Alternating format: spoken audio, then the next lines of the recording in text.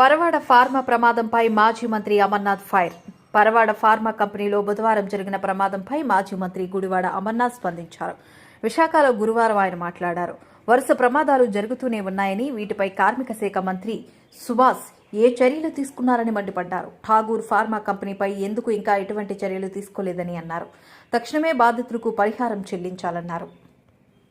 నిన్నగాక మొన్న సాయంత్రం ఒక సంస్థలో విషవాయువు లీక్ అయ్యి ఇప్పుడే ఇంకో సమాచారం ఏంటంటే ఇంకొక ఆయన కూడా మరణించాడని చెప్పని అన్నారు. ఇద్దరు మరణించడం జరిగింది. 9 మంది ఒక హాస్పిటల్లో, ఇంకొక 9 మంది వేరే హాస్పిటల్లో, గాజువాకలో కిమ్స్ ఐకాన్లో ఒక 8 మంది ఉన్నారు. పవన్ సాయి అని చెప్పి వడ్లపూడిలో ఒక హాస్పిటల్లో అక్కడ ఒక 9 మంది ఉన్నారని చెప్పడం జరిగింది.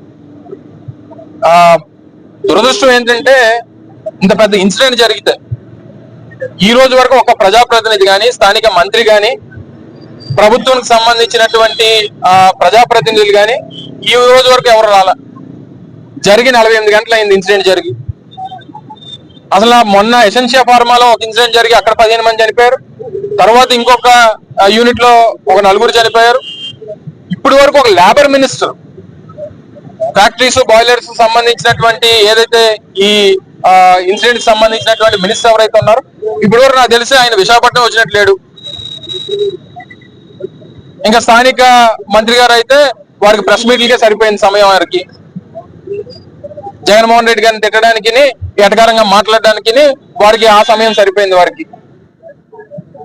అంటే ఎసెన్షియా ఫార్మాలో చనిపోతే ఇది ప్రపంచవ్యాప్తంగా దీని మీద డిస్కషన్ జరుగుతుంది కాబట్టి ₹1 మీరు ఇస్తారు.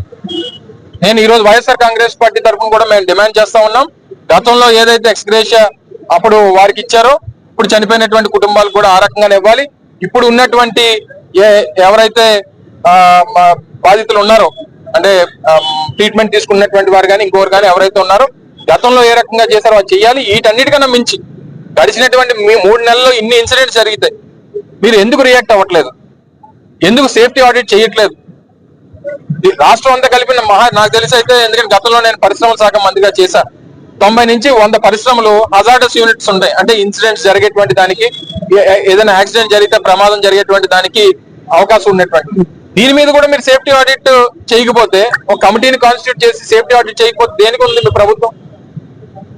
ప్రాణాలు పోయినా పర్వాలేదు, ఎవరేమైపోయినా పర్వాలేదు అని అనుకుంటే తప్పకుండా ప్రభుత్వం తాలూకు బాధ్యత. ప్రభుత్వం దీని మీద స్పందించాలి. డెఫినెట్ గా సేఫ్టీ ఆడిట్స్ అనేటువంటి రెగ్యులర్ ఇంటర్వెల్స్ చేయాలనేటువంటిది వైఎస్ఆర్ కాంగ్రెస్ పార్టీ డిమాండ్ చేస్తాం.